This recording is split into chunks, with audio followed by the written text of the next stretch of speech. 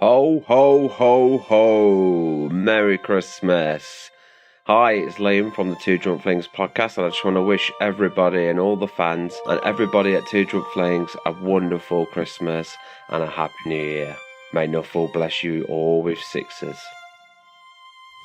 Ho, ho, ho. Merry Christmas.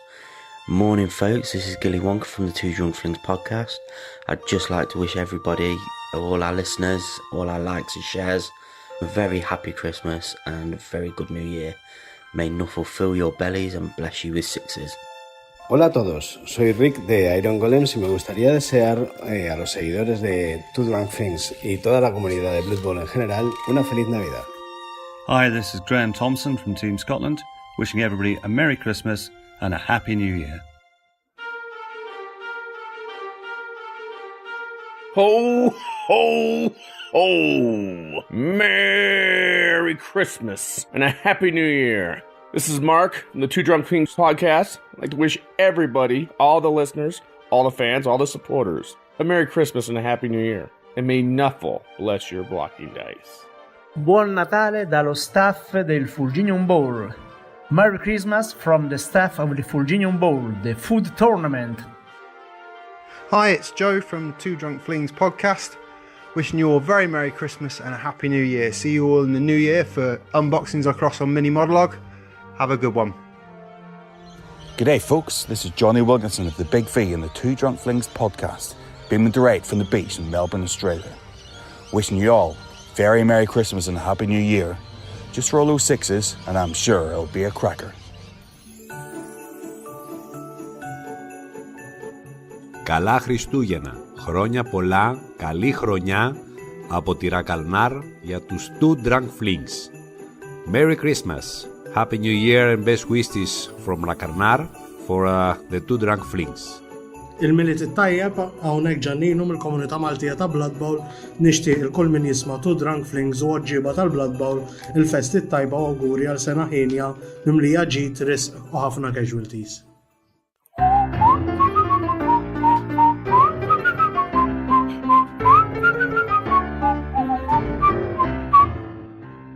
This is David Blackett from Oldcastle Creations.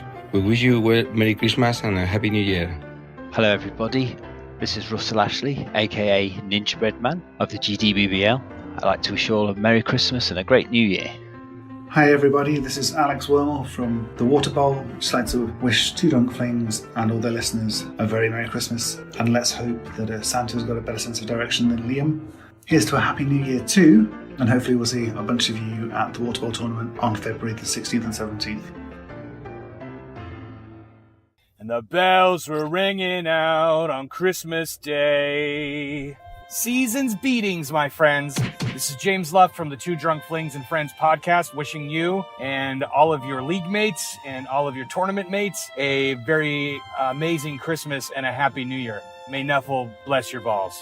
Hi, it's Mike from the Two Drunk Flings podcast, and I'd like to wish you, your family, your friends' friends, and even that annoying bloke that you know that you can never seem to beat at Blood Bowl, a very merry festive season, however it is you choose to celebrate it. And furthermore, a fantastic and very prosperous new year. Welcome along to episode 5, where first of all we'd like to thank everyone who's contributed to this episode. We've had absolutely loads of people sending in recordings, ideas and questions for us, and we do our very best to include everything that we receive.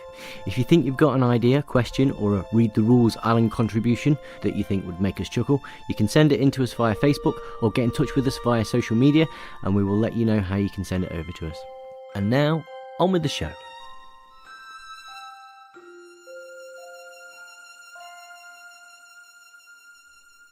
And we're rolling. Two Drunk Flings, episode 5, take 1. Excellent. So we're on episode 5. Are you ready? Oh, don't start. Hold on.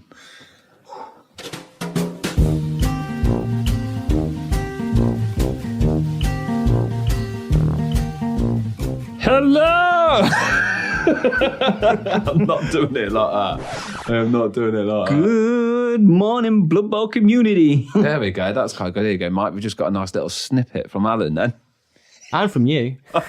You got to both realise you don't have a choice whether these things go in after I forgot about that. Oh, yeah. James, you can say hello. Why don't you try and say an intro for us? An intro? Okay, let's see how many times it takes me to get it right.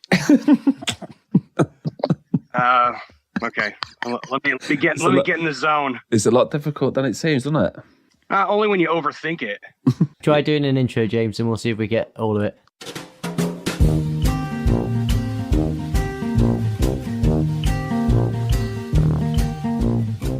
This is James coming to you from the United States.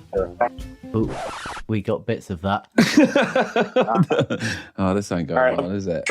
Go on, Drew, you have a go while we wait for James.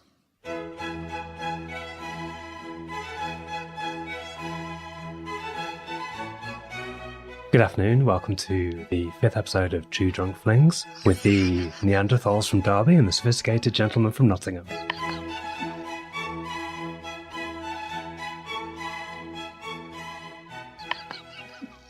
That's not bad, is it? All right. It's not bad. Is it better now?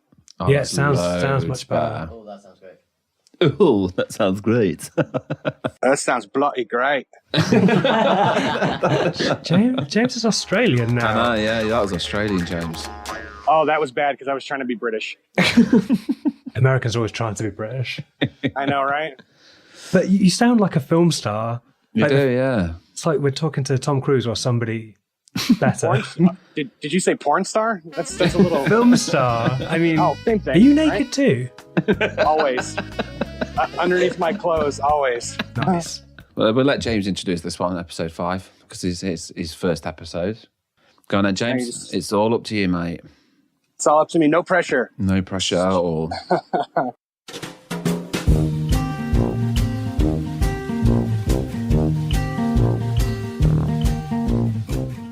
This is James Luft, a.k.a. Legion from the NAF, coming to you with the Two Drunk Flings and Friends podcast.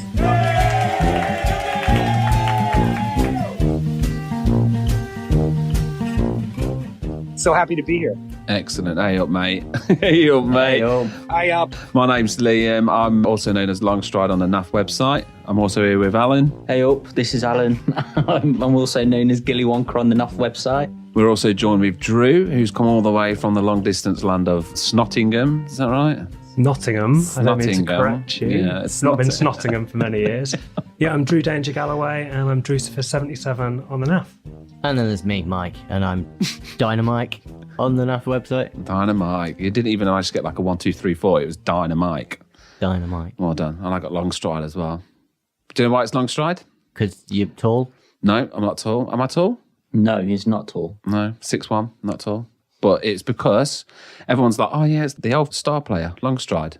Oh, it's not. No, it's Monty Python. Your mother was a hamster and your father smelt of elderberries. You see. But depends who's asking, doesn't it? Do you know what I mean? Hold on a minute. You're 6'1". Yeah. Say what? Was that with your stills?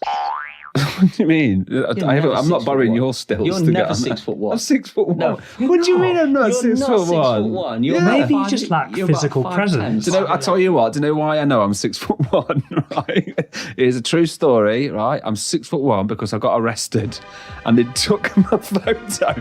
And do you know your profile photo where you look in front and the side? Yeah, it's 6'1" because they showed me the photo. Can I ask a question? Yeah. The photographer that took that, was it a dwarf? And it's like the Was it the Alan? angle all wrong. They were looking up. Alan dressed as a policeman. Oh, someone's beeping James. You haven't got your todger out, have you, James?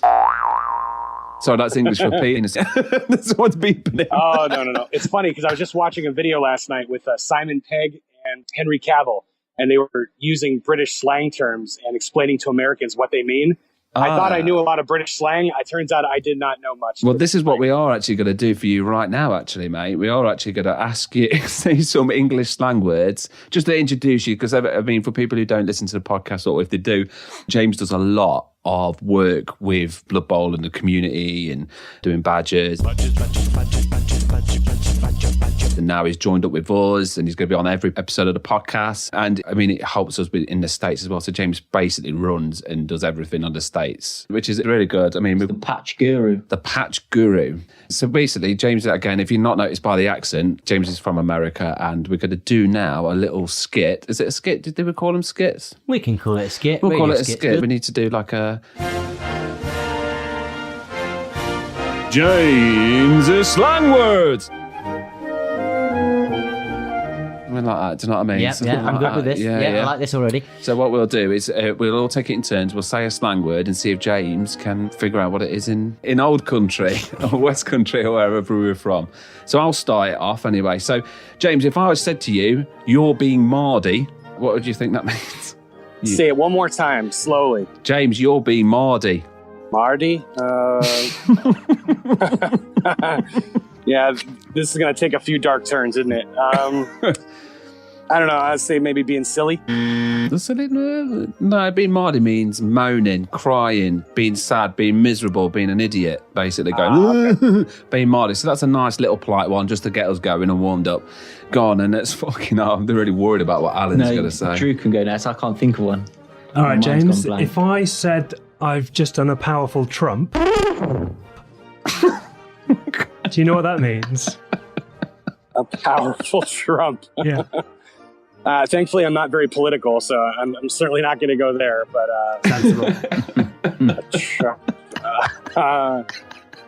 Let me give you a clue.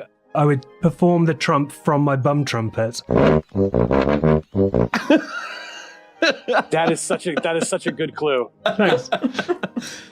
Hangover. It's a fart. It's a fart. Yeah. A trump. Oh, nice. So I drop a trump from my bum trumpet. A bum trumpet, yeah.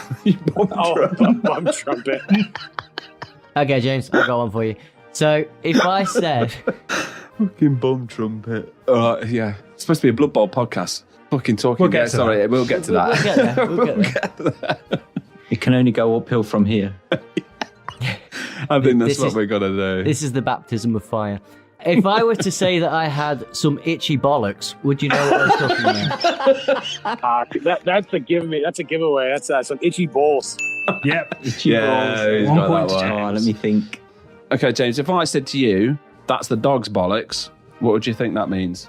That means it is the shit, or it is awesome. Yeah, the dog's bollocks. You I can don't thank Simon understand Pegg for that one last night because that was actually in his thing. The dog's bollocks. Okay. And- The yep. dog's bollocks, yeah, that's a good one. But I like to say bollocks. Come on, Alan. Come on, Alan. We all like to say bollocks. Alan looks like a bollock. A partly shaved one, yeah. Like he's it's had the- some surgery. Yeah, it's the perfect bollock shape. His At head least I is. don't look like Sloth from the Goonies. I do, but I'd rather look like Sloth than a bollock. Imagine if you two had children. Oh my God, Sloth-looking bollocks. People like to touch bollocks. They don't like to touch Sloth. Bollocks. If you saw bollocks, see, if you saw Sloth walking down the street, you'd run up, you'd hug him, and you'd be like, Love Chuck. Well, I wouldn't. 'cause Sloth. he's You wouldn't dead. see a giant bollock walking down the street, run up and hug it, and go, "I've just hugged a giant You bollock." do know Sloth's dead, don't you? I'd hug him. Well, that brings the tone down a little Yeah, bit. a little bit. Cheers, Alan. Did you know Sloth's dead?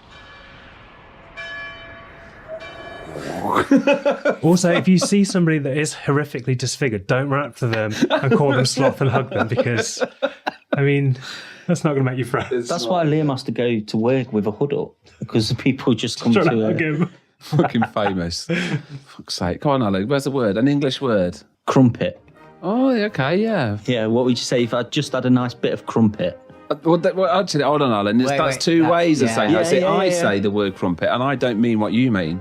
You see, you're thinking of the breakfast. James, what do you think a crumpet is? I would assume a crumpet is a pastry of some kind. Oh, like it's close, you dessert. see. Yeah. See, I don't call it that. I say if I'm going to have a bit of crumpet, I mean I've just slept with a neighbour or something. You know, that's what I've got a can nice work bit of two ways. crumpet. That's in my world anyway. God, I'm so hungry right now. I'd like some crumpets with some butter and some Marmite.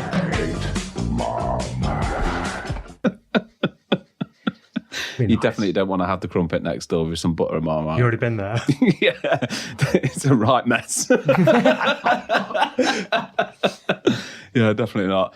Anyway, James, well, welcome to the podcast. Anyway, it's finally nice to get you on here. Anyways, it's been really good. Don't worry about the ums, by the way. Mike cuts it out. So Nice. The less ums we get, the easier his job is. Oh, really? Oh, really?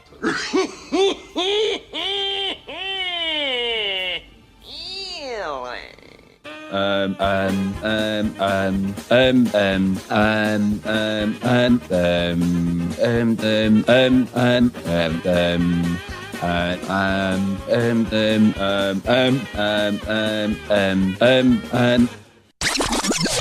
got a bad feeling about this.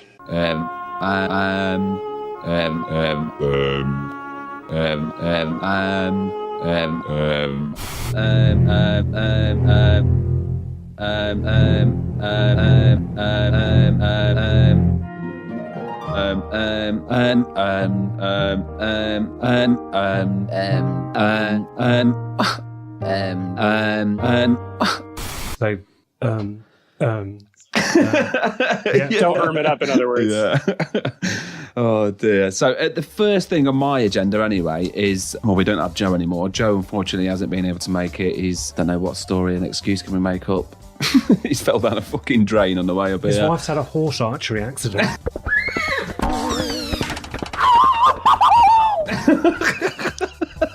He had to shave his beard. No, horse archery is loads better. My God, if you've ever seen Joe Gunn without a beard, I've seen Joe Gunn without a beard. He looks like the Hive's lead singer, doesn't he? It's startling, isn't it? Yeah, it's horrible. I don't like it. But we will put a picture of Joe on, Without a beard. on the Facebook page without a beard, so everyone knows who he is. Maybe he's shaving his bollocks. Maybe. That's an all-day job right there. With Alan it is. Yeah. They're huge as well. His bollocks. Have you seen them? Oh my God. I've seen them on the internet, particularly Oh, have you? densely furred. Did he like float in the bath? Oh, did that big they float? This is what you get if you don't turn up, isn't it? You just have your... Oh, actually, that's a good point. That's what we'll do. So the first thing we want to talk about is because we are a Blood Bowl podcast, we do have to talk about Blood Bowl, is the Nurgle team from Games Workshop. Oh, yeah. You see, I've actually... Nice. Do you think? Yeah. Well, you're right. It's up to you. I mean, I want to know what you guys think. Well, I really like the Chaos team that they put out as well. Fuck the Chaos team, the Nurgle team. The Nurgle team's wicked. Yeah. Do you like the Nurgle team? Yeah. What do you like about the Nurgle team? Well, it's just different to everything that they've put out so far.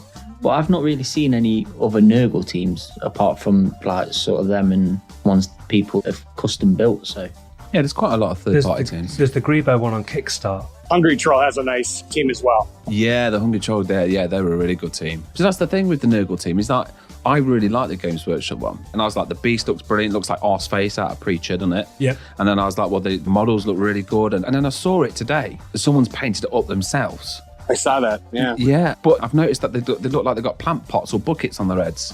Like, the metal face guard. Grills, yeah, the grills, they put the plant pot on their head and then there's a grill around it so it looks like a bucket handle.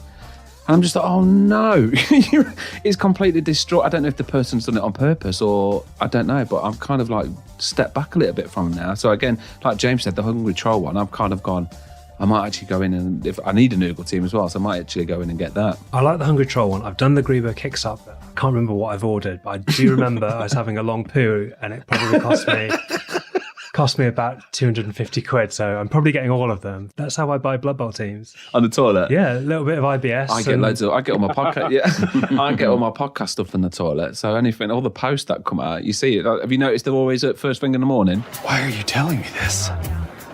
You know, bright and early. So if you remember episode 3 where we had discovered from Johnny what a number 4 was, does this classify as a number 5? What's a number 4? Oh, don't ask. Okay. Yeah. Maybe. Come on, Mike, you tell us, because Mike doesn't like saying things like this. Mike, what's a number 4? It's Look how nervous he gets. You can see it, Mike. defecation and self-pleasuring at the same time.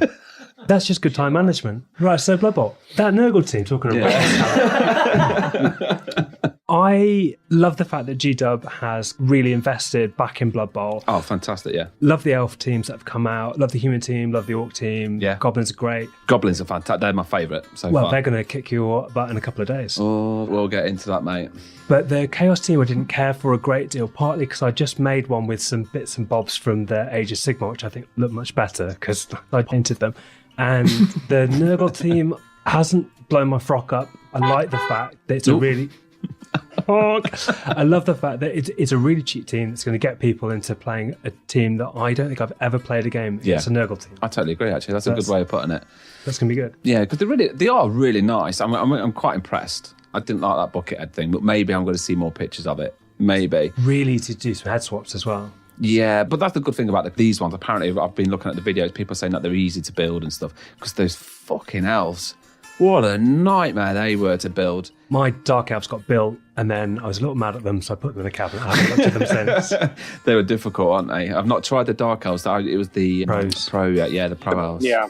Yeah, well, I started halfway through it and I was like, I tell you what, this is fucking nonsense. I was like, I've not even finished building them. I've never done that before either. Couldn't be bothered to build it. That was the first team I ever built. know, and poor Mike. I thought, oh, this is just standard. This is how all teams are. No, they're No, quite they were difficult. difficult. They Oh, are. okay. But I think they've actually took that on board though with these Nurgle, which is really good because the amount of complaints they got for building them. So I think maybe they took that on board, which is great. Again, another thing that GW are doing, are listening to people, which is really good. But Alan, you've got any more to say about it? Have they released Nurgle dice Why as do well? you never talk about the models? See, this is what I try and do to Alan on the but podcast. I've never really He seen them, changes the so I subject. can't really so- comment. I can't really comment on the... Because I've never had... But you're looking at the dice. This is why I want to do the podcast with Alan. I look at the team and how good the team looks. You don't bother. You're like, oh yeah, what the dice like? Yeah. What's the pitch like? What are the accessories? Yeah, that's it. That's what he loves. He loves the accessory part of it. He likes the accoutrement. Yeah, I think Jack, you're right. I think it's important if you're like somebody that wants to buy a set, when you do a Kickstarter, you want the dice and the apothecary and all the other bits and bobs, and it all goes in. And sometimes you'll buy something. I've been playing a bit of Necromunda and I got the Orlok team who look like Space Binmen, and I bought the Orlok dice, and it's like, oh, just drab, grey lumps of turd. So,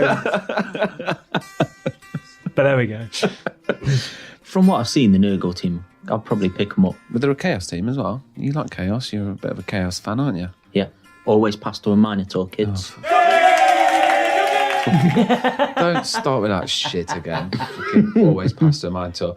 Now he can pass to the Beast of Nurgle. Yeah, exactly. Oh my God. I'll tell you what, that's what I want to see. The next tournament, what's the next tournament? It's our tag team tournament. I want you to get a Nurgle team and throw I'm doing a year of the Fling. Just let everybody know as well. I'm currently on my year of the Fling, which is nearly kind of over. I'm like 7 months in. My record is, I've got 28 losses. I think I'm on 14 wins. Yeah, you beat me with it. Yeah, You which beat is really good. Yeah, That was a great game. And yeah, it was really good. But I'm doing really well. I don't know why. And then I think I've only got like 4 draws. I don't know my draws. It's 4 or 3, something like that. So I'm doing quite good. I'm actually really enjoying it. I'm actually really enjoying it. I tell you what, I'm a bit nervous because I don't want to play any other team. I actually have that much fun playing Halflings. I think they're just so much fun. I mean, it's not I sit there and go, oh, I fucking lost. Oh well. But if I win, I'm like, oh, who's won? Oh, walk around, get my elephant trick out, you know. In England, we say the elephant trick, James, is you get your penis out and you pull your pockets out and you walk around and go, ooh. Now that makes total sense. I'm going to do that tonight. Yeah. You got to if do somebody it. questions me, I'm just going to say, that's my elephant trick. Fuck off. Yeah, exactly. Yeah, it's the elephant trick. My missus loves it. She makes me do it all the time. It's that good. But yeah, they're really good. I don't understand why people do frown against halflings. Like, I'm playing halflings. But you can say people frown against people that get their cocks out of Blood Bowl tournaments. No, they don't. Not in England, anyway. We don't. I don't mind seeing a cock when I'm playing Breezy, football. isn't it? I don't like it when you put it on my shoulder when I'm playing. Then when you like bat it away and on your Rub shoulder. it around your dice cup. Yeah. I don't like that, but otherwise I don't mind a cock at Blood Bowl. Yeah, it doesn't bother me or whatsoever. So yeah, anyone go to our tournament? We've got a tag team tournament coming up. If you want to get your cock out, feel free. I don't mind. You'll regret that. I shouldn't have said that. No, because you know someone's going to do it. I know they are. Yeah, someone's going to show up with a rock out with your cock out. Cock. Ow. It's going to be you now, isn't it? Probably me. I'm thinking about the costume already. That's what we should be doing. But anyone who doesn't know, we are actually running a tag team tournament on November the 24th at Boards and Swords Derby. It's only £10 each, which covers for food. You do get a model, and there's so many prices. Again, this is amazing, right? What I've done is, because we are sponsored by the Two Drunk Flings, and we are doing a massive, massive thing about it, because we're going to boost the podcast, and we'll try and get James out on Skype so people get to talk to James there on the day. I think we're going to get Peter Nifton down to come down and talk or do some signings or whatever. It's going to be a big day. But we have got a special rule pack and a special award and a special thing called the Allen pack. Right. So basically, you can do the standard rule pack. It's 1 double, 3 singles for tier 1. Tier 2 is 1 double and 4 singles. Tier 3 is 2 doubles and 4 singles. Or you can pick the Allen pack, which is 2 doubles and 4 singles. But Allen picks your skills. Surprise, motherfucker. Remember, I've never read the Blood Bowl rules.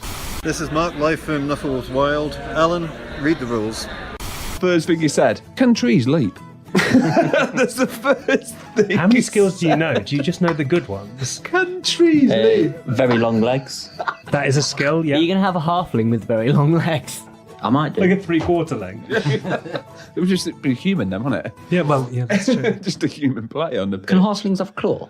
No. It's strength, isn't it? It's a mutation, yeah. I'll get to something in a bit that I want to talk about. Obviously, you don't know the scores because you've not fucking read the rule book. I've never read the rules. Alan, read the rules, Alan. Read the rules, Alan! Fucking never. I don't Have you heard intend this, to read James? the He's rules. never... Oh, you've even left a message for us. Never read the rules. Alan, read the rules! No. I mean, how's your Age of Sigmar rules going? Fucking unbelievable. Honestly, I keep messaging him and say, read the rules. How many games of Sigmar have I played? Age of Sigmar? Yeah. You know it's a Blood Bowl podcast? Yeah. He just bought the Age of Sigmar rules. Oh, yeah. How many games of Age of Sigmar? You've played 1 or 2? Yeah. Yeah. It's mostly look at the pictures, isn't it? Yeah. Skip to the back. Oh, that's it. So, yeah, I think we should go get a Games Workshop to do like a picture for 3-year-olds, like a 3-year-old how to play Blood Bowl thing with pictures. And then hopefully Alan will know what to do after that. I still probably won't read it. Maybe if we turned it into a TV show. I'll probably watch it. Nice, there we go. Yeah. Oh, that's a good idea. Yeah, remove all the words. Just make it all pictures. Hieroglyphics. Yeah. I think shall we try it? I'll try and create a Blood Bowl book for Alan to read without any writing in, just using pictures. On the subject, the Read the Rules Alan campaign is going very well. It's going We've really had well. submissions from James over in the States. Thank you very much, James. Australia? We've had one from Australia. Oh, come on, Alan. Just read the bloody rules. And we've also had Robert James Williams Day, who has sent us in an audiobook version of the rules. We'll put that on. No way. We'll put that on now. It's got for mental. Alan to listen to. Alan, it's Robert from the North Wales Carnage Cup. Shameless plug.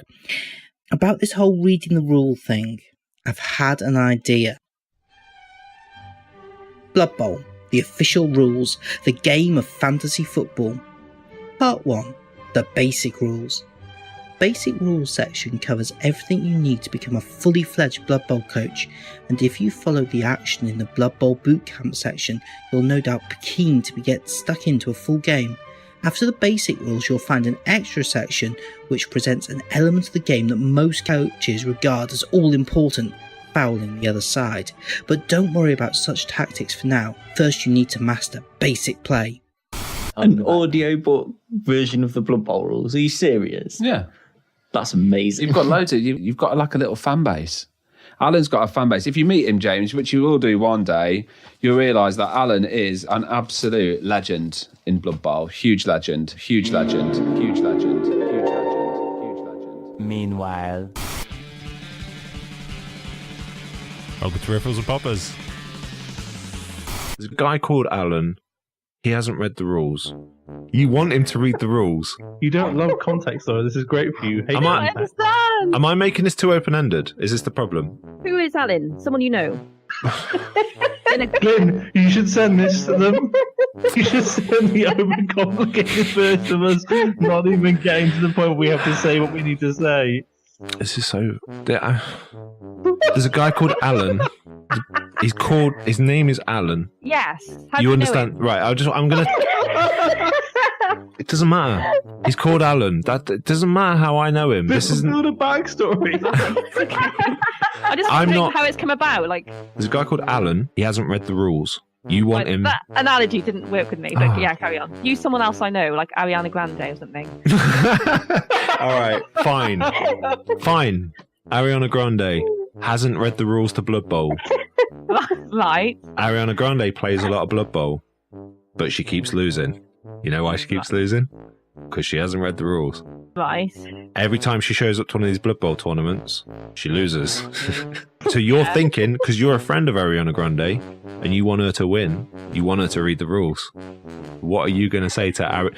You're going to pretend... Hang on a minute. If I say something, will I get into another podcast? Yes. If you say it well. Right. If you say it badly, probably not. I mean, I'll send it to them anyway, because it'd be funny, but they might not use it. So pretend that Ariana Grande is called Alan, and call her Alan. Alan Grande, yeah. No, just Alan. You got to send this rule to them, Glenn. It's like Alan Madonna. Grande. You've got to send got to them read all. the rules. Alan has no second name. He's just Alan. What do you... Alan has no second name. Read the rules. Come on, this is going to be hard enough as it is. You don't need to give her ideas. Right. Alan, right, yeah. She's like a method actor. You say, Alan, read the rules. I've said it, so I can send this for me. Right, you've all got to say it then. Alan, read the rules. There you go. All right. Well, that's fine. That's good. I said in that whole 5-minute segment. They might just cut it. So what podcast are we going to be in, man? Well, we're going to be on the Joe Rogan Experience. Honestly, so Alan's got loads of fans. You see, what I do is I ask people, is there anything that you'd want to ask Alan? Or, it's the best part of the show. By the way, just before we mention it, we just mentioned Robert. Basically, he's running the Carnage Cup in November the 17th, which we are sponsoring. He's done so much work for it and for us. So just keep an eye out on that one. But anyway, weird questions for Alan. So I ask everybody, and again, every time we say episode 5, anything you want to ask us, anything, we will answer. We always do it for Alan. So the first question for Alan is, they're quite easy. These are quite standard ones this week. How long can you hold your breath for? 30 seconds. No, I was hoping that he was going to go.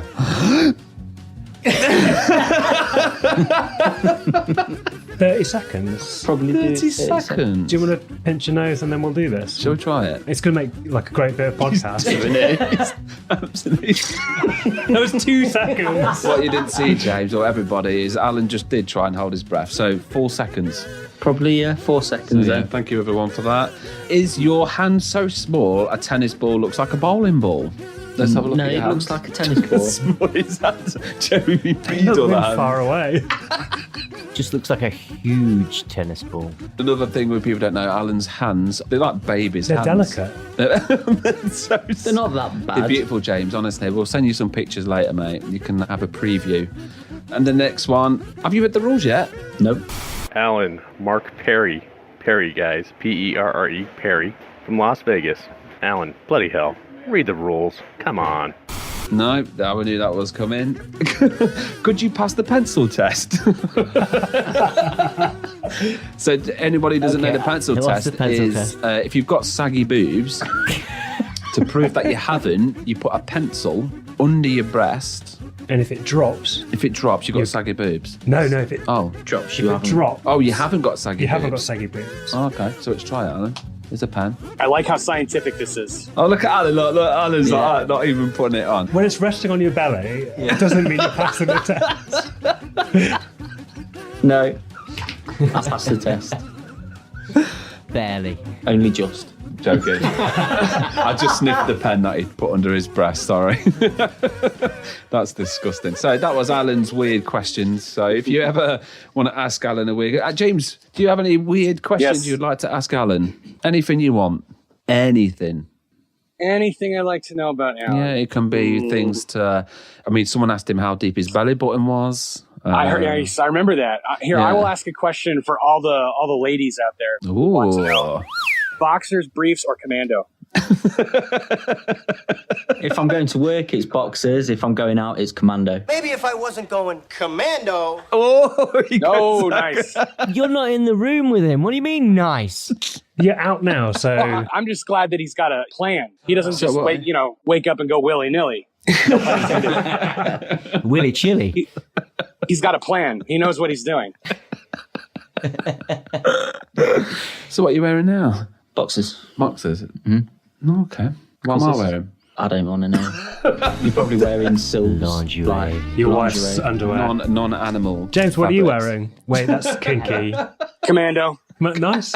All In the the time. car. Is that why people are beeping outside?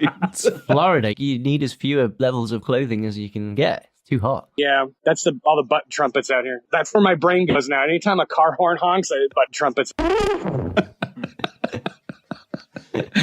James is from Florida. I mean, when I think Florida, well, when most people think Florida, they think Disneyland. They think Busch Gardens. Busch Gardens. What's a Busch Garden? What is a Busch Garden? I don't know what that is. Right, so Busch is the company that makes, James will confirm this, I think it's the Muller beers, like Yeah. Muller Light. But they have a Yep. theme park there as well. It's a really good theme park, but everyone goes to Never Disney, heard of it. so you could just go on all the rides. And they used to give you beer before you went on the rides, which was a mistake. It's the proper adrenaline junkie type theme park, isn't it? Alcohol and theme parks don't mix, and the big thing at Disney for the parents to kind of calm their nerves with the kids. But I've actually had 15-year-old scotch before I went to a theme park once, and I was literally green the entire day. I never threw up, but if you looked at me, I had a green tint to my skin. The important thing is you learn from this, and then I did. you'll drink gin next time. That's right. Stay away from scotch. When I think of Florida, I think hovercrafts. Crocodiles. Crocodiles, yes. Hovercrafts. And stuff. Yeah. Yeah, so I said gators, crocodiles. So is that like it around your area, or is that not Crocodile Dundee? He's bloody Australian. I can't remember what I watched. It was like Swamp Guy. I don't even know what his name is. Do you mean Swamp Thing? No, not Swamp Thing. Swamp Thing was that Toxic Crusader one, eh? Was he a Toxic Crusader? Oh, you were pissing off so many fandoms right now. Oh, am I? Oh, God. Oh, let's keep going then. So we got... I think there was a James Bond film which went on the hover boat things. and that was in Florida? In Florida, yeah. Yeah, I think that's what it was. I think that's where I'm getting it from. I always thought that because at some point, James, I'm planning on coming to Florida. My missus wants to go to Disneyland, so I was like, well, she goes to Disneyland, puts one of those Minnie Mouse ears on, and then I'll go and play some Blood Bowl. So I was like, That is an epic idea. Yeah, I think it's a great idea. So I was like, I want to do that, but then I can't remember why, but I sat there and went, do I need alligator repellent? Something weird popped up in the head like that, and I was like, do I need alligator repellent? And then I was like, well, no, they all ride around on hovercrafts, don't they? The alligators. I'm like, why am I saying hovercraft? Is that right? Hovercraft? No, I don't. Do you mean I a think jet it's ski? more sci-fi. No. It's like... No, I think you're thinking of like a God. That's so out there. I can't even think of what it's Oh, called. the fan boats. Yeah. Yeah. Is it called a hovercraft? I No. think like a Oh hover... no, like an airboat. Yeah, No, the what's one it you go called? and see the gators on What in am I the calling Everglades. fucking hovercrafts for? I took my kids on one of those, and we saw gators, but they were more like just terrified by the loud sound that it's making. It sounds like you're in a constant state of blowing the fuck up. Sounds like my car. It's basically you know the industrial fans they use on movie sets Yes. to create like Yes. hurricanes. They strap one of those or two of those to a boat and go, "Let's go see alligators." Oh. But that's what It's I'm awesome. thinking it is. That's all right. Yeah. See, that's what I would thought. If I want to go to Florida, I want to go and see some gators, ride around with a beer in my hand, proper living it up country style. And if you're going out to That's what I party, wanna you do. can pop down to the Florida Keys. In where? The Florida Keys. What's that? Keys are really nice. It's a nice area, except for when it's hurricane season, like right now. See, that's the weird thing. Hurricane season. I Sounds sat there exciting. and I went outside and it's drizzling a little bit. I'm like, oh, I'm not going out today. Spitting today. Yeah, we have hurricane season from like July, August through October. Oh my God. And, I can cope with that. It's not bad. I've been through two since I've been down here for 2 years, and I've been through two already. The worst of it is you lose power for a little bit. We got Blood Some Bowl. people get it worse than others. Yeah, it's not bad. Oh, I You suppose. play Blood Bowl. Yeah, that's a good idea, actually. Oh, there's hurricane. Fuck it. Get the Blood Bowl board out, lads. Some candles. Yeah, some candle. Oh, romantic game of Blood Bowl in the middle of a hurricane.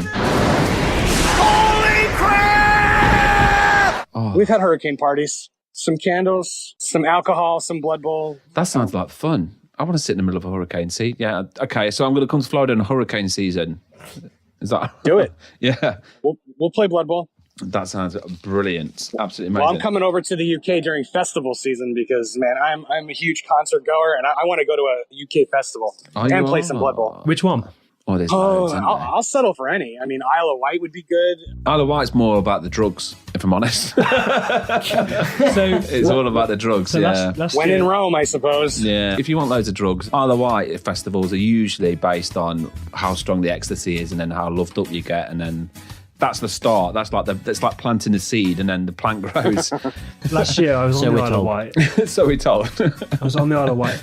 I was yachting. So we parked our yacht up. I got up early. Oh my! Sitting in the dock with a coffee and a packet of fags, and then these ferries just started dumping thousands of really beautiful, attractive girls who were all going to the festival. I thought, this is absolutely incredible. And then my wife woke up and I had to leave. But yeah, I think that would get my recommendation. Or Glastonbury as well is the big one. Glastonbury's a good one, yeah. I've been to Glastonbury, yeah. Reading and Leeds is good. So we will definitely, if you do, James, we'll take a game of Blood Bowl out and Reading Festival. Yeah, Alan can carry it on. Well, I'll tell you what, here's the one thing I like about being in the United States. So I love mostly UK music. I listen to Virgin Radio, now it's Absolute Radio, and I listen to that every day. So like most of the bands that are big over there before they even get big here, I'm already familiar with them. Like I'm a huge Stereophonics fan. Oh, I love the Stereophonics. Yeah, they're really the crazy thing is like they sell out like O2 Arena over there, and they come here and they play clubs. So I've seen them 3 times in small clubs where I'm right in front of the stage. Jesus. And they sell out in about, a minute or 2 minutes or something in the UK. And they're big arenas as well. That they sell out as O2 well. arenas and stuff, yeah. And they don't even sell out here. That's crazy. I've seen Kaiser Chiefs, I've seen over here, like to a small venue. Like there's so many UK bands. I love them all. Well, when you do come to the UK, we'll definitely take you out and show you some crazy places. Yeah, we're in the Midlands, so it's quite good. I saw Rolf Harris twice. Hold up. Careful now. Down with this sort of thing. Do you know Rolf Harris? The paedophile. I mean, legally, yes. He was an Australian comedian that used to do a lot of kids' art shows. I want to hear Alan. I know, right? Looking at Alan, he just sat there and thought he can do a noise. Show us the noise, Alan. What noise? The wobble board he used to do. Oh yeah, do the wobble board. Why do you think? Because you sat there and you went. I saw you do it. Go on, do the wobble board noise. I can't do it. Do the wobble board noise. You were so close. I can't do it. Why do you think that I could do that? I don't know. I just wanted to. So see James, if he you used could to do play it. a didgeridoo and do a wobble board and do all these art shows, and then he got in trouble with Operation U-Tree, and I think he's in prison now. Yeah. But before all that happened, he was quite good. It was no, quite good. No, it's not good. He was playing at Rock City back in the day, so like in the 90s. Really good. And there was people stage diving, and people would dive off the balcony and hope people are going to be there. Yeah, Rock City. You nuts. love Rock City, James. It's brilliant. But they're like all the underground bands that are coming up, which is the best kind of music. So when you do come up, you will definitely see it. But we do need to talk about Blood Bowl, by the way, guys. We definitely. This is a Blood Bowl podcast after all. Yeah. The thing is, I've got a couple of questions for you, James, and a couple of questions for Drew. So the first one is, James, what is the funniest moment you've had in Blood Bowl? I like to hear people's, people say like plays or like, it's up to you, whatever you think is the funniest thing. I mean, some people say to me, the funniest thing I did was I fell off the chair and a dice went up my arse. That's not true, but I like those kind of stories. But what is the funniest story to you in Blood Bowl? The first one, I have a lot of funny stories. The first one that pops into my mind. So I took a long hiatus from Blood Bowl, probably like 8 years, and then got back into it. And when I got back into it, we started playing in a league at a local game store. The most of us were just playing to have fun. One of the guys in the league was taking everything far too seriously. So it was our week to play each other. And one of the other guys, a kid who would hang out in the store, his name was Jimmy. He would always just kind of hang out and watch and observe the matches. So one night I'm playing Chaos and my opponent is playing Dwarves and Jimmy's just kind of hanging out. I don't know what started it or why, but I pulled out my phone and I started just playing some music in the background because it was just awkwardly silent. Most of the time you play your opponent, there's some good banter going back and forth. But this guy was so intense. Like I would try doing some small talk and I wasn't getting anything. Well, that was awkward. Yes, it was. So Jimmy and I just started, playing music. Like we were playing 50 Cent, we were playing just whatever. So he was pissed off. So then we started playing it, singing along and laughing. I don't know, it's maybe kind of a dick move, but we were having fun. And I was just doing one of those things where I didn't care, like passing to a Minotaur. Like I didn't do that per se. That's a strong move. That's ludicrous. But nothing ludicrous about that. So I was just doing some shit, but it was all succeeding. Anytime I needed a 6, I'd get a 6. So that would just make him, so the madder he got, the more Jimmy and I were laughing. And I don't know, like I said, kind of maybe it could be considered a dick move, but like it wasn't a fun match in the beginning. So if he wasn't going to try and make it a fun match, we decided to have the fun ourselves. So Jimmy and I had a good time. And we weren't playing each other. Macklemore, that was the other one. We were playing, what the frick is the song from Macklemore? Thrift Shop. Thrift Shop, yeah. I had it on loop for like 25 minutes or half an hour, and it just melted his brain. It was great to watch. So yeah, that was one of my favorite ones. What was the final score? It wasn't anything astronomical. It was probably like 2-1. Those games where you just roll 6s and that person's just sitting there going, and you can see him getting so angry, and you're just like, I don't really want to roll. Don't roll another 6. Do not roll another 6. I'm going to die. 6. Oh, shit. And then you roll a skull and you go, oh, what a mistake. Oh, rubbish. Oh dear. But I like them. I had a board flip incident. Did you? Yeah. Oh, get out. I was playing a guy I know quite well, and I was 3-0 up and everything was working really good. And he kind of just threw his arms up, but he clipped the side of the board. So half the board went up and my brand new painted necromantic team flew up in the air. I'm trying to pluck these miniatures, because they're metal, out of the air before they hit. And he's gone, oh my God, I'm so sorry. I didn't do it on purpose. But yeah. Well, at least he didn't do it on purpose. There's a legend of a guy here in the U.S. who I won't name drop him because I'm not that much of a dick. But he did do it on purpose. And so I'm running. To do that. Oh, no. Yeah. You don't want to do that. No, I want someone to do it to me. I want to sit down and play him, and then they flip my board, and I go, mate, no. No! Pick them up. There's a legend in this country of a guy who used to have a dice which had the number 1 was like a massive divot under the side of it. And every time he rolled it, it landed, and it was just about to go on something else, and then it went onto the divot and landed on a 6. And those dice ended up being behind a radiator. You said divot. I thought you said dildo. What? I mean, that's not gonna roll well at all. I was gonna say those are some weird dice, man. Yeah, I'm sure you've got. I'm sure Alan somewhere in his house has got a dildo and some dice in the same compartment. No. I mean, would you admit to it if you did? Yeah. Just rub a dong on him. That's how you break the curse of bad dice. When you have bad dice and they roll a lot of 1s, you just put them in a drawer with a dildo. I'm going to try that. It breaks the curse. I've got loads of dildos, so I'll put all my dice in there tonight, see what happens. I got someone, test that someone asked me to change my dice. Change it? Yeah, Johnny. Oh, yeah. Whatever it takes. He didn't ask, he just took your dice and put them behind the radiator. That was after. Oh, was that after? Actually playing him, I kept on rolling 6s, and he was like, no, you're changing them dice, mate. So it was like 4 or 5 6s in a row, and he was like, no, you're changing them dice.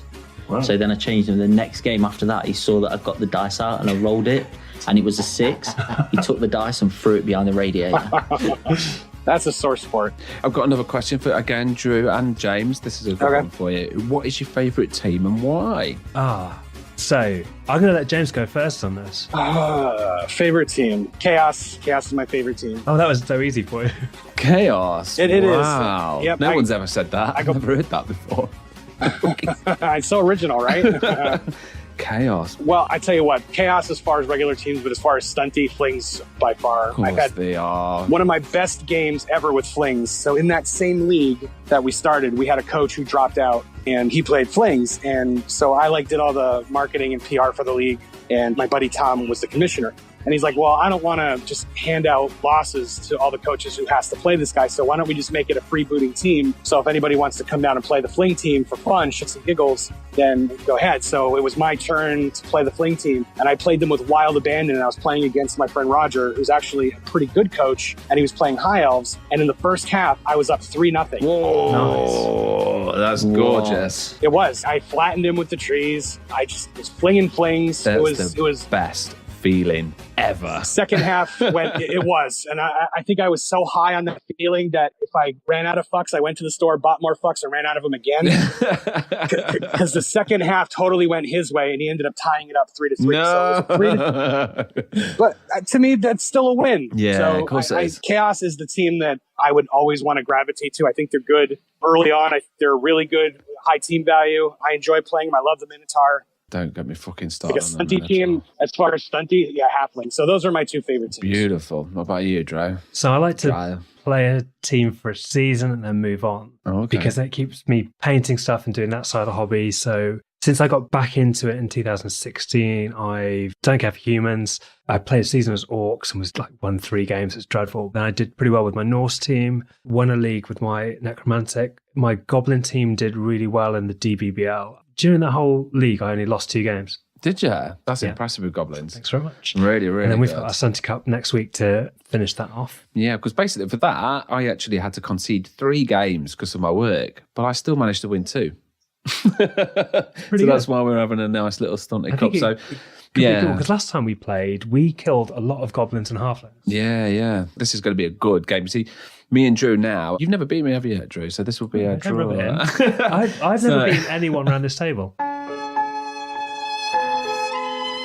Oh, okay. Even me? Yeah. Why did you win? He's the person that I won against.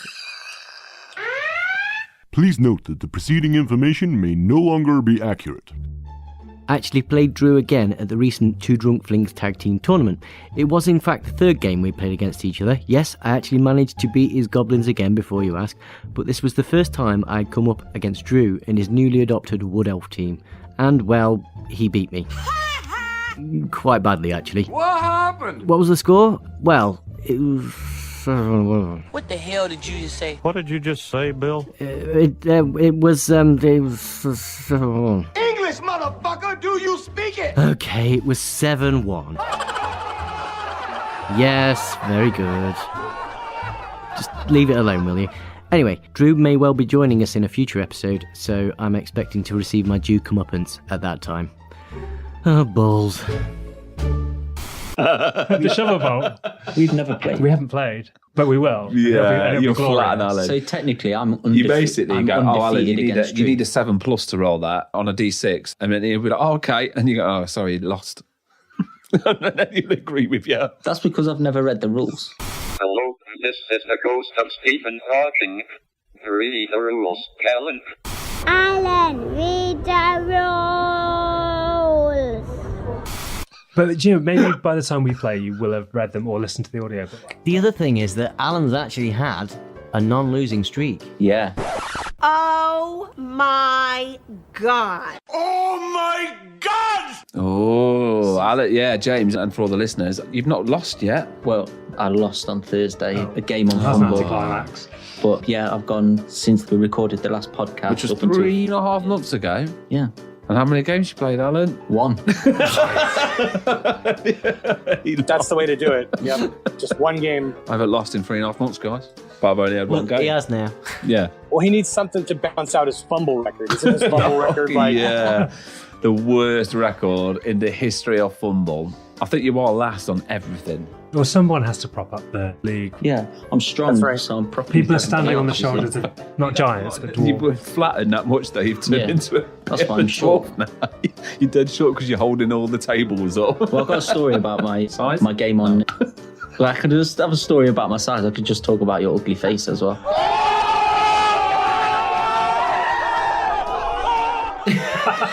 My ugly face! Oh my god, your He made ugly it. He face. started it, didn't he, Drew? Yeah, but Alan, my dad's... He started it, didn't he, Drew? That Well, is my a- dad's bigger than your dad. Probably. He started, Drew. God. Let's talk about your size then.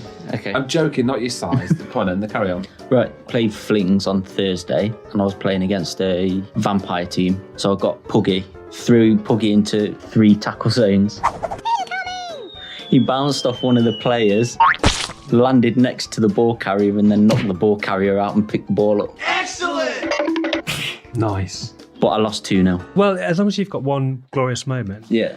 I'm not sure which is my favourite team because I like to mix them up. I have decided that I hate Kemri. I hate Kemri so much. I'm 2 games into a season and I've never wanted to not play the rest of a season before. But Kemri for me, they're just dead, boring, slow, worse than dwarves, awful. So that's definitely my least favourite team.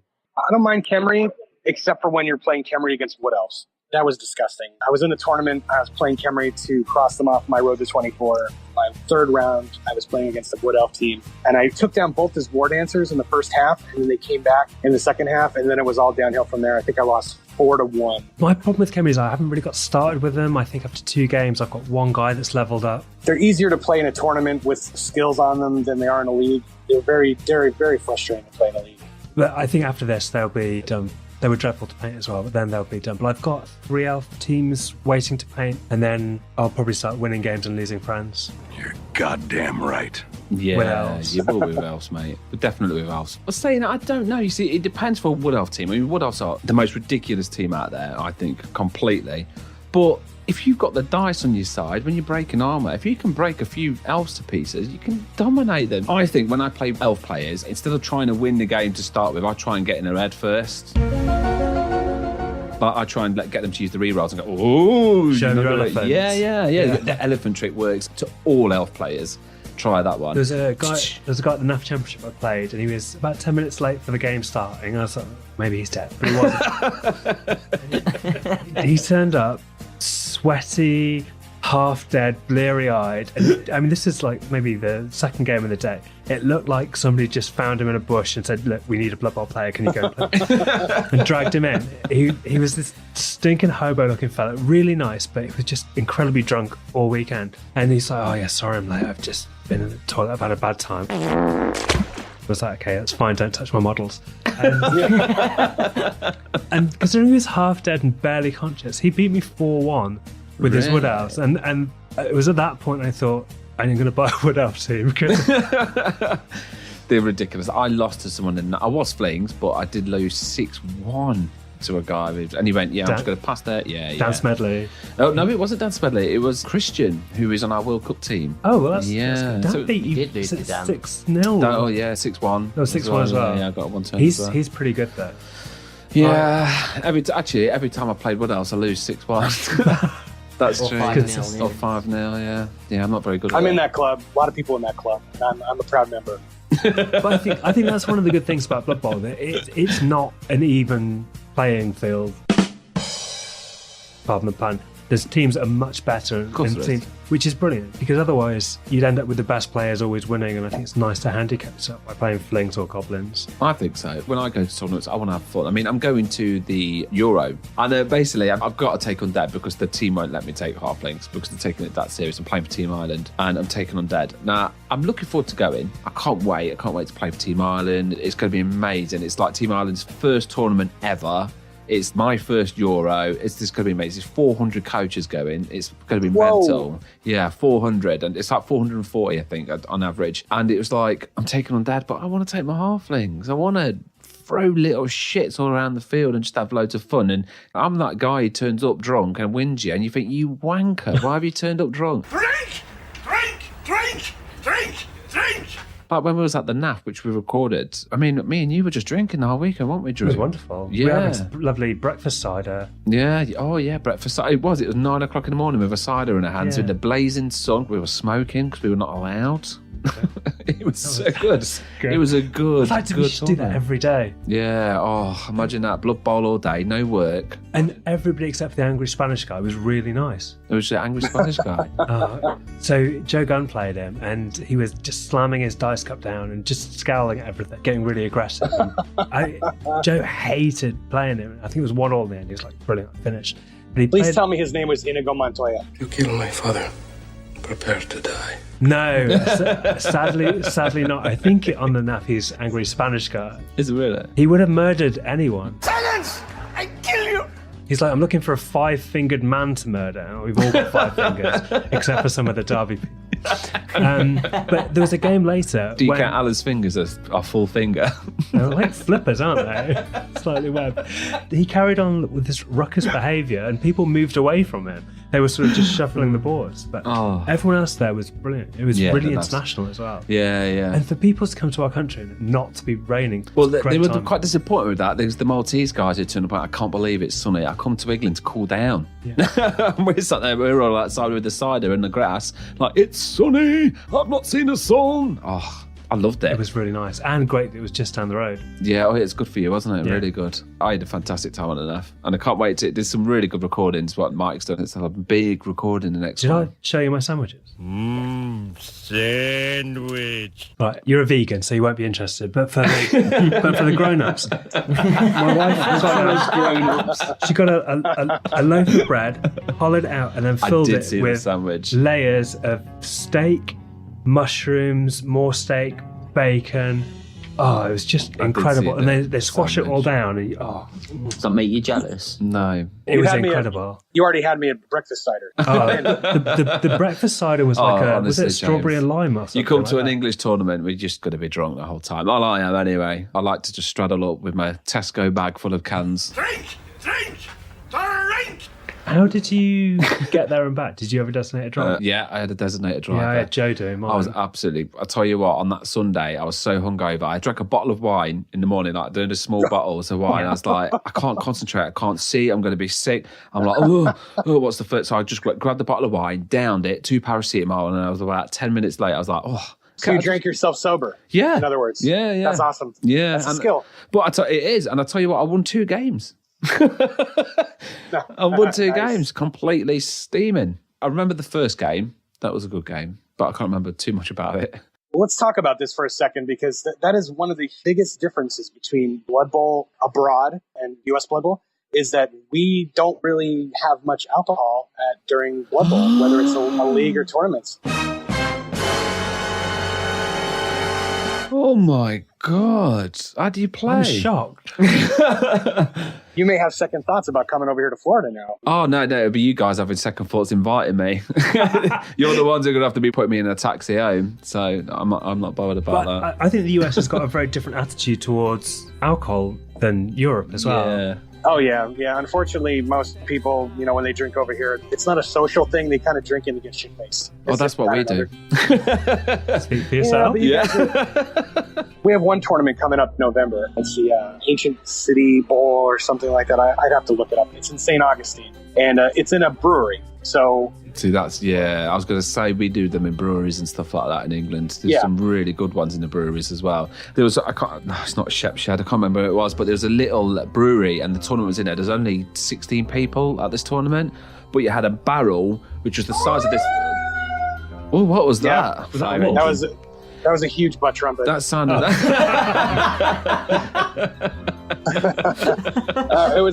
It was a fire truck, so either like somebody died or something. It sounded like a Roger Rabbit fire truck, didn't it? Oh, it's like one of those ridiculous. ones you see in those Disney films. That's crazy. People can't drive for shit down here in Florida, so it's probably like a car accident. All those 9 times out of 10. hovercrafts. I don't know how you all. It's all the alligators having to go behind the wheel. Yeah.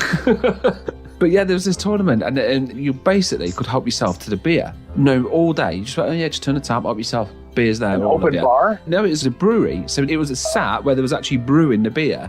So it had all the pipes and all the barrels and everything there. And you just literally went up to the barrel, you turn a tap. I was fucking hammered. It was like 12 o'clock. I had to go and get a sandwich, eat it, to try and sober up. Didn't work. I was hammered. I can't remember getting home. We should try and hold one in Derby, at the brewery in Derby. Dancing Duck. Well, you try and run it. Okay. James, in the States, do you ever play in pubs? No, not really. Oh. Local game stores. We had a tournament, the Shovel Bowl, in a pub, and the food there was incredible, wasn't it? Yeah. Again, I was just drinking all through that. I had a tomato juice. I've never had a tomato Do you mean a juice. Bloody Mary? Bloody Mary, yeah. Which is vodka, tomato juice, yeah. I tried to sober up with that. Because I was drinking the night before as well. Poor Mike had to pick me up. I was proper bad. So what we're going to do is we're going to move on to Alan's quiz. So what we said on the last episode was, look at Alan getting ready. Alan's preparing himself. What we're going to do is we're going to start off with basic questions. And then what we're going to do is just make the questions harder and harder and harder until you get to the point where you don't even know what we're talking about. So I'm going to do a first quick fire 5 questions for you. Okay. Yeah. And then Drew is going to explain a little game for you where you're going to earn some money. Some questions as well. You're actually going to be able to earn a lot of money. You're going to be loaded after this. You're going to go home, take Mary for a steak pie or whatever you meat eaters do. So are you ready for this? So this is Alan. Go on, you do it. Yeah, go on.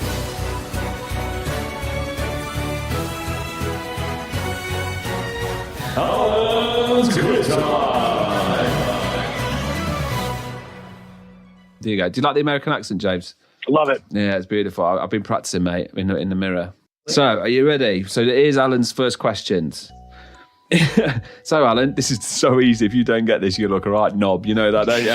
Right? No pressure. No pressure. Name 2 star players in 10 seconds. Puggy Bacon Breath and Borak the Despoiler. Oh, name 1 positional for the Dark Elf team. War Dancer. That's a War Elf. I don't know.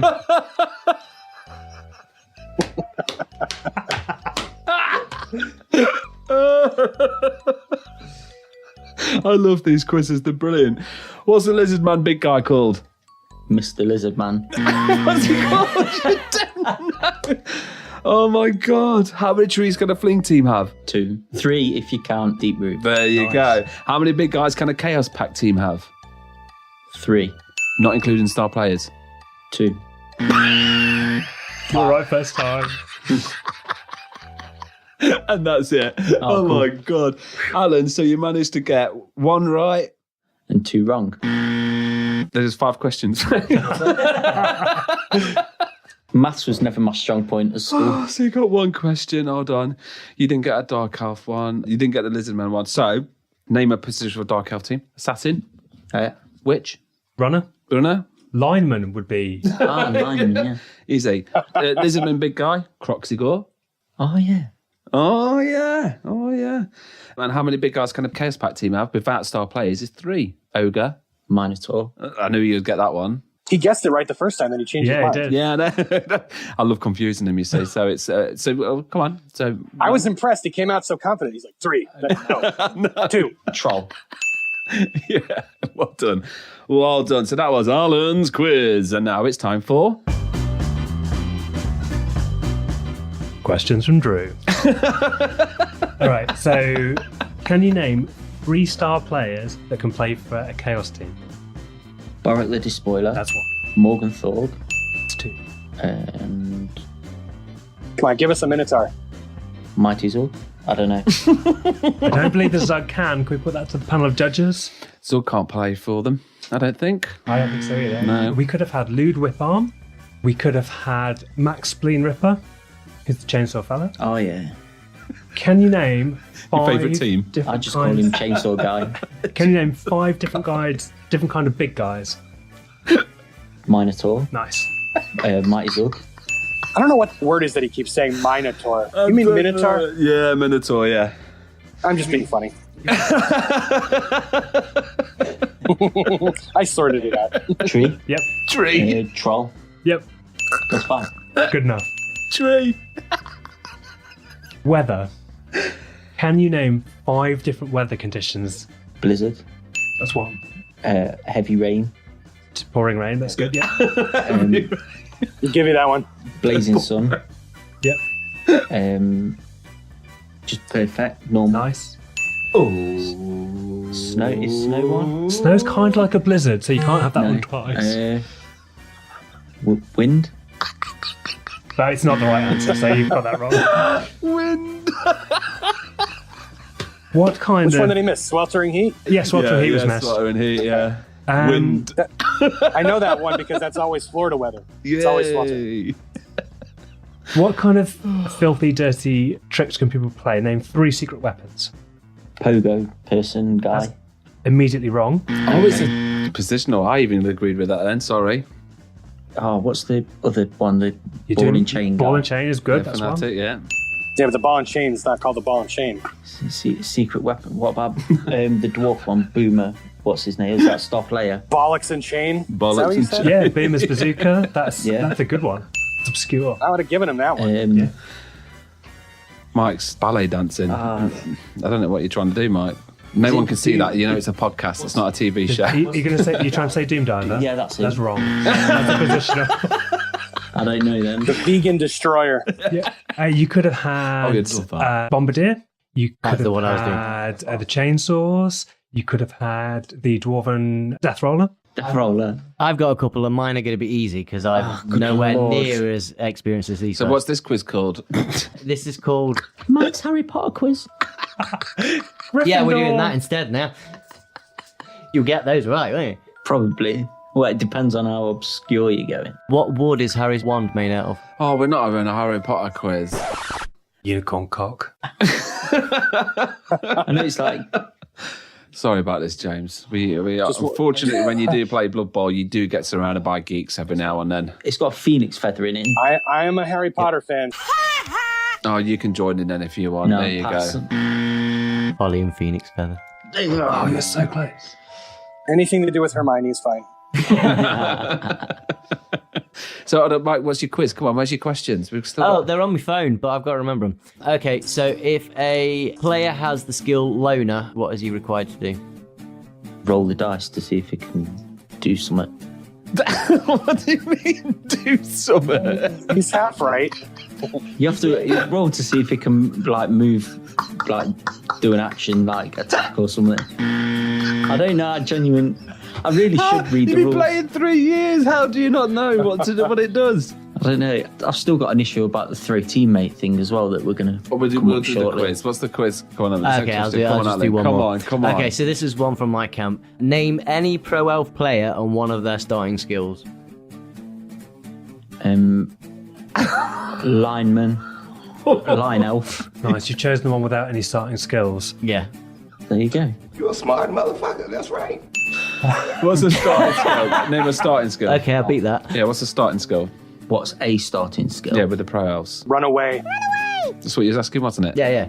Survive. Leave me alone. Leap.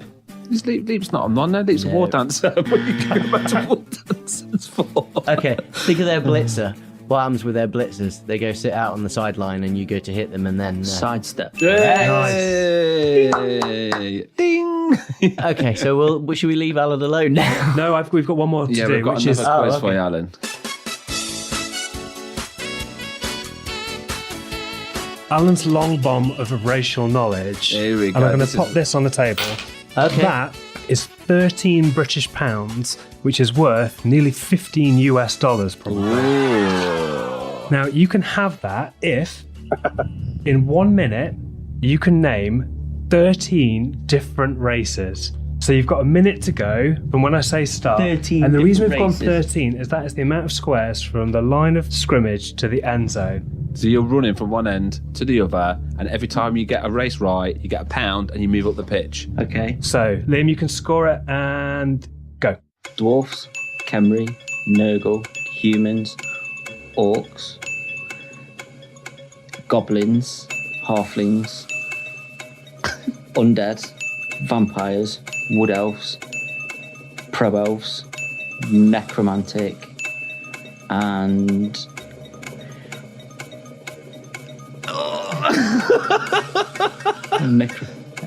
high elves. Yes. He's had high elves, hasn't I he? think he's had high elves before. No, I said pro elves and wood elves. All right, then high that's elves. good. Well Very done. What nicely did he done. get?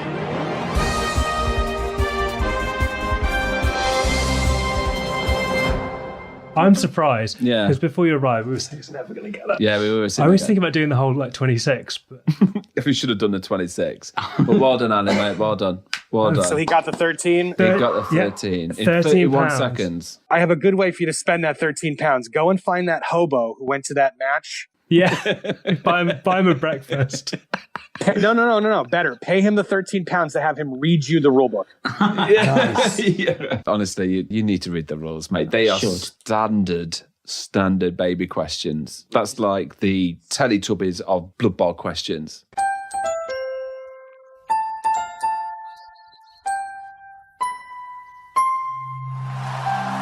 Thank you, Amsterdam. Good night. Speaking of audiobooks of the rules, we're just going to check in with Robert James Williams today. Setting up the game. Before you start, it's a good idea to read through these rules at least once, so you've got some idea of what you're doing. Once you have done this, lay out the board and assemble the players. The owner of the game always gets first choice as to which team they will play. Each coach will need to dug out the appropriate player cards and the counters found on the plastic frames with their player figures. Each coach should place their dugout behind or beside one of the end zones. This shows which half of the pitch belongs to each team. You score a touchdown by getting the ball into your opposing team's end zone. Each coach should place a turn marker in the first half square on the turn tracker and the score counter in the score track. I like that, making the rulebook an audiobook, with different people around the Blood Bowl community around the world. I think that'd be fun. Yeah, it's actually a good idea as well. I said that to him. I said we should do it. I don't want to just jump in and improve on that idea, but how about getting Brian Blessed to read it? Why don't they give me that voiceover instead of him? Oh my god! Oh my god! You'd make a fortune, wouldn't you? I'd crack off to that. Yeah, you'd make Brian Blessed. Go and you say something like Brian Blessed in the rule book. Oh, you've not read it. I'm just wondering. Oh, I can't do Brian Blessed. Shall I try? Gordon's alive! Vroom! Man alive! Gordon! Oh my god. I'm not even going to attempt that. So, as we were talking about the tournament coming up that we are running, it is a tag team tournament. Me and Alan are obviously going to be there. We've been discussing about what we're going to do, and we're going to be like the fill-in team. So when you come in, you're going to meet us with a high-five, we're like, woo, yeah! The rules of the game as well. This is a new one for you, Drew, because you've never been to one of these before. But I have read the rule pack. Oh, have you? Yeah. It's interesting, isn't it? So you can tag your buddy and steal one of their rerolls or their apothecary. Yeah, your partners, yeah. And he gives it over to you, so you can help your buddy out. Once per game. Once per game. So if you're steamrolling somebody and you're thinking, I'm not going to need my apothecary, I've got loads of rerolls left. Or if you're smart and one team pays much less for their rerolls, bosh. Boom. Yeah. We've got at the minute 44 coaches. Nice. Yeah, 44 coaches. We're only allowed 60, and I think I've got 8 people already saying that they're going, and they're going to be paying up in the next week. It's going to sell out, I think. So it'll be 60 coaches, I think, going. It'll be really good. Yeah, so it's been really big. I mean, hopefully people are going to dress up. I mean, what was your idea with Joe? So my wife's got into her haberdashery. She's starting to make clothes. Haberdashery? It's like a closet? Yeah. Haberdashery is like you sewing and making stuff. James, some years ago, you actually sent me a NAF badge, which is very kind of you, and my wife made me a Blood Bowl shirt, which is a bit too small now because I put on some weight. So she has to make me another. But I was thinking maybe me and Joe Gunn, we're going to both play elf teams and we're going to be the National Elf Service and maybe some elfie tabards if I can get my wife to do it. I can get you hospital scrubs. I mean, that will... I work in a hospital, yeah, so I can get you some hospital scrubs. Not used ones, though. I mean, I can clean the scrubs. I'll sort you out with some Joe's hospital quite scrubs. big. Also, I've got a list of drugs that I'd like you to get for me. Just told me off air. Yeah, I'll see what I can do. No, but the hospital scrubs I can get, no problem. Yeah, that'd be perfect. Thank you. Unbelievable. Got a hankering for night nurse. Do you remember, James won't remember this. Do you remember NyQuil? I don't know if you can still get it. Oh, yeah. Oh, I mean, you can't get it in this country What's because NyQuil? It's Sudafed that you have a hard time getting because of all the Breaking Bad people out there. Oh, yeah. Okay. Which is the reason it's so wonderful. Should we start calling you Jesse? No, I mean, I'm an educated man who knows about some of these. So you know how to make meth? I don't know how to make meth. I just drink NyQuil from the bottle. I don't anymore. That's how I do it. NyQuil right from the bottle. Yeah. I mean, I'm a bit more sophisticated now. I have it in a glass with an olive. Shaken, not stirred.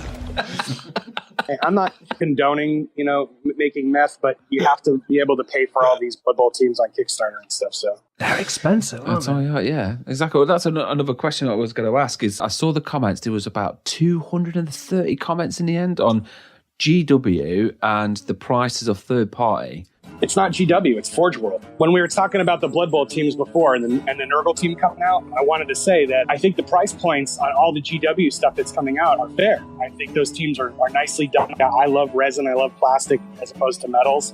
So they're perfect for me, but it's the Forge World stuff that's killer. I mean, $40 for one model that's resin, it's like, I don't have enough semen to sell, I don't have enough kidneys to sell. I totally agree, 100%. It's I don't know. And then I hear from another part like Australia, they get it even harder. Yeah, Australia get hit quite hard with it. That's quite expensive for the GW stuff in there. I mean, I actually sell a lot of models. Like I do a lot of trading with Blood Bowl models, and Australia comes up a lot. I send a lot to Australia, but yeah, it is quite difficult. I mean, I totally agree with you there, James. I mean, Forge World. I mean, how much was that? Oh, what's his name? The elf star player. Sidewinder. Sidewinder. That's it. Yeah, he's £20. For one model, that's a lot of money for a one Blood Bowl model when you can get a full team. For 20 quid. Yeah, but it's less, isn't it? That's like 16 quid you get. If you get it from an independent. Yeah, I popped into Forge World the other day and picked picked up 3 models for Necromunda, and I realised this is a Blood Bowl podcast, but they was 20 quid for 3 great models, and I don't really understand how they can justify one model being so expensive. But then with the new pricing for people abroad, it just seems bonkers. And I'm worried that more people will stop buying Forge World and go to less reputable recasters. I totally agree. I absolutely totally agree. And then that's going to happen. I mean, in China, what does it take to just buy one Forge World model, stick it in a casting machine, and then forge it? I painted a Dark Elf team for someone, and the metals weren't real. It was a whole Dark Elf team. He spent 100 quid on it, bought it from China. That's already, you don't buy Blood Bowl models from China. That's just a must. You don't do it. Nope. Unless it's painted. But anyway, they were completely fake. And I said to him, the fake, he was like, that's fine. It's not what it shouldn't be fine. But that's the reason why these models are going up and why people do it. There was a team, the Orphan team, that Halfling team that came through that completely undercut us down to 20 quid. I mean, our teams have got, the lowest that they went was about 55 quid for the team.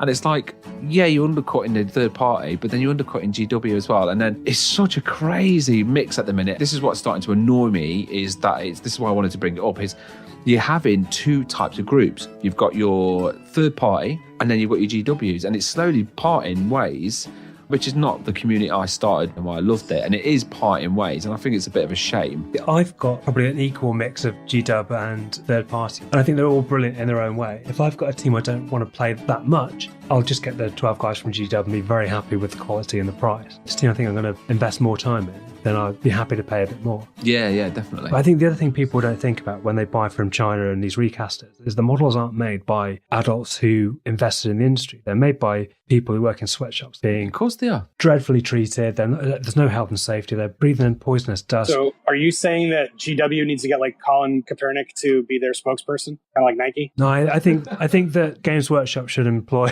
children to make us cheaper models and make them work in dreadful conditions. It was a joke, Mark. I was joking. It was a Christmas joke. I see. We don't really understand the whole take and eat thing that's going on in the States. Well, no, we shouldn't even get into that.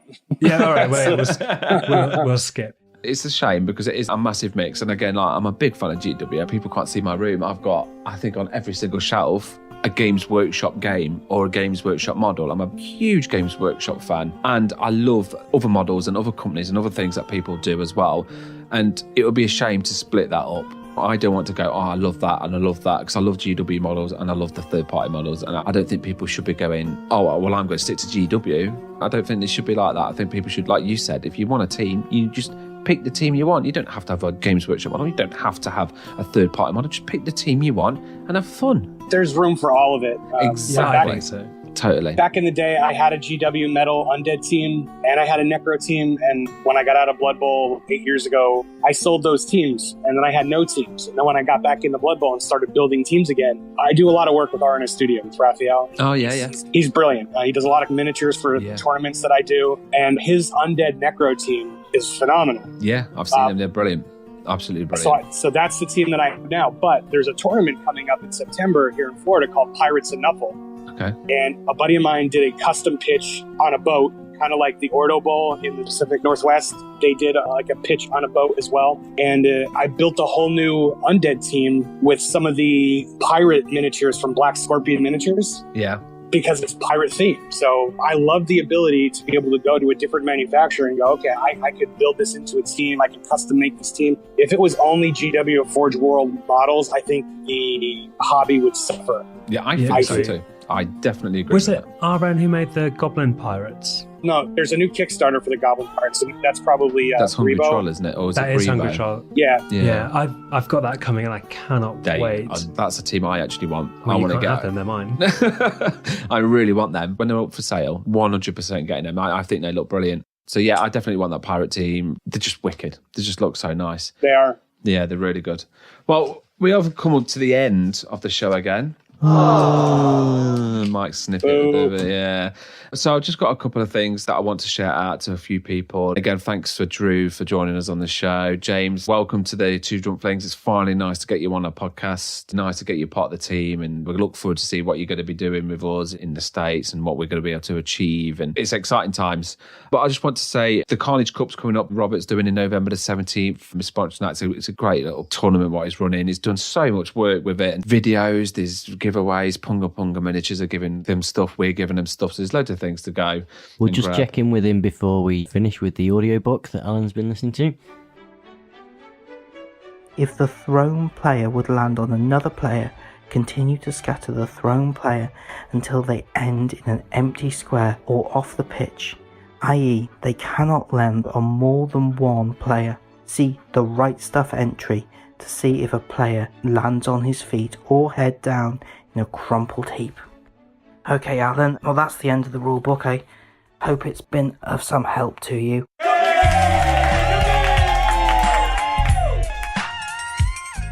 So there we go. Anyway, back to the wrap-up. A massive thank you to Chaz again. We always put a bit of his music on. If you ever get a chance to listen to his album, it's American Smile, British Teeth. He's fantastic. He's one of the best acoustic guys. I love him. I'm a big fan. And again, he's going to be writing a Blood Bowl song. I don't know when, but he's really busy at the minute with his documentary and things. But yeah, please just try and download the album. It's a great album. Thanks to the Water Bowl for sponsoring the tag team tournament again, which is on November the 24th for us. It's at Derby. Come along, see Alan. We're going to try and get him in some spandex and show you his little potatoes. And what do you call it? What do you say in America? Potatoes? What do you say in America, James, for your penis? Potatoes and wieners? I don't know. What? Bean and Frank. There we go. Franks and beans. No, Franks and beans means multiple dicks and multiple balls. Oh, does it? Franks and beans. Well, let's just do that. Franks, plural. So I would say Frank and beans. Frank and beans. So one penis, two balls. Frank and beans. So yeah, the tournament is 3 games of Blood Bowl. It's just going to be loads of fun. You've got the Allen Cup. There's a single coach chance where you can all win things. So there's the most touchdowns, the best defender. There's a huge 2 drunk fling single coach thing. Then there's the tag team trophies as well. So loads of people. It's the biggest one we've done. Yeah, this is going to be huge. I mean, I've invested quite a bit of money in it as well. We've got a bunch of trophies upstairs and it's amazing. We've got a guest referee, which is Simon Le Bond. Glowworm, he's going to be our referee for the Simon day. Le Bond? As in off of... Simon Le Bond. Duran Duran? Yeah. Simon Le Bond from Duran Duran's going to be a guest referee. We've got Simon Bond, who's known as Glowworm. He's going to be there as well. There's going to be loads of people there. There's Johnny, there's Double Skull's going to be there. They've got a team. So we've got Johnny there. Who else we got going? There's loads of people going. I think Alex from the Water Bowl's coming as well. Yeah, there's loads of people from the Water Bowl. I'm teamed up with Dan. Dan, oh my God. So, do you know who Dan is yet, Drew? Or James? There's Dan Bradley, who's been playing Blood Bowl. He was on this episode 2, and he has been playing Blood Bowl for what, 3 years now? Yeah. It would be 4 years. He's still not won a game. 4 years. I know. Mike's teamed up with him at the tag team tournament. So we know where that's going. Another spoon. It's going to be so good. It's going to be a big celebration when he finally wins a game. That's like not having an orgasm for 4 years. It pretty much is, isn't it? Backed up. Imagine if he wins, but I think we should document it. Can you imagine how full his Frank and Beans would be if he hadn't done that for 4 years? Frank and Beans. Oh, we actually should have done American terms and see if we can guess that as well. Yeah, James, for the next one, do you want to get a load of American terms and test us out? I was already thinking that. Yep, absolutely. Because we need to look like idiots too, even though we don't do that enough. We've got loads of giveaways. We've got the Strangle Bowl, who's donated some dice. But the Strangle Bowl's coming up in October. The Birmingham Bowl in December. The Birmingham Bowl, yeah, definitely. Because I played the guy, Sean, on Thursday. On Fumble, yeah, he's the one who beat you. Yeah, I did pay attention to that. Because Sean's a great guy, fantastic tournament runner. He runs some brilliant tournaments, and he's such a great guy as well. By the time this comes out, we'll be a year old. Wow. Yeah, when we recorded our first podcast in October of last year. So you should release it and get it done by our 1 year anniversary. Oh, there you go. So there we go. That's it. Yeah. We just have some more work. Just dug myself into my old hole there, didn't I? Just keep swimming. Just keep swimming. Just switch the NAF and Leicester one and just do that after and say, look. No, because Duncan was advertising their tournament, so I've got to get that out in October to do for that. I want to say thank you to Andy Davo, who's Andy Davo/Twitch TV. Just watch him. He's one of the best Blood Bowl coaches out there, and he's so good to watch, and he's such a fun guy. There's the Saw BBBL as well. It's Jip and everybody up there, Mike Davis. And I mean, the thing is, we haven't got any guests for next one, so if you want to come and join us on the next one, Drew. Sure. That'd be all right. See if We've I got can enough mics, haven't bring we? Joe Gunn down. Yeah. So it's a couple of hours. Well, we'll let you know the next one because it would be nice to have you back on. I think you've been really good with us, thanks mate. very much. Yeah, it's been fantastic. Is there anything you want to add, mate? Just that I'm going to kick your butt on Tuesday. Oh, yeah, but we can't. There's nothing we can do about it. So we should do 2 recordings right now, shouldn't we? So we should do you've won and then I've won. So, how did it feel, mate? How did that feel? Hey, smashed him, absolutely battered him. How did it feel, Drew? Felt pretty good when my goblins unleashed their green power on you. Have you seen my TV? 760. You seen mine? What's yours? It's like 1,500. Is it really? But have you seen how much gold I have? Well, now you're just showing off. Now I've got 980 gold. Now, do I match it and go, fuck it, I'm having Morg, I'm having Deep Root, Morg, 2 trees. You can only have 2-star players, but bring it on. And the thing is, like, imagine that, Deep Root and Morg. When I first started playing goblins, everyone said keep your team value really low because you want to get loads of inducements, loads of bribes. And I thought, no, every single one of those goblins is a potential star player in the future. So I'm going to buy more and I'm going to cherish and love every single one of them. One of my star goblins is off the team now. He's working in the back office doing some admin. so that I could get a star player in. But he's the only one I've sacked because he was doing quite well. And yeah, there's 15 of them, 16 goblins. They're going to be really good. I might not even bother. Thanks for that. Thanks for the tip. No problem. So yeah, that's it. That's a wrap up, guys. So thanks again, James. Appreciate everything that you're doing for us as well. And again, welcome to the team, mate. Awesome. Love it. And thanks for joining us, Drew, as well. It's been brilliant. So we will see you on the next episode as well. So that's fantastic. Mike, thank you very much. Thanks, sir. Alan. Cheers, boys. And thanks, James. Thanks for the patches. My pleasure. They are amazing. Thanks, buddy. Cheers. Thanks, guys.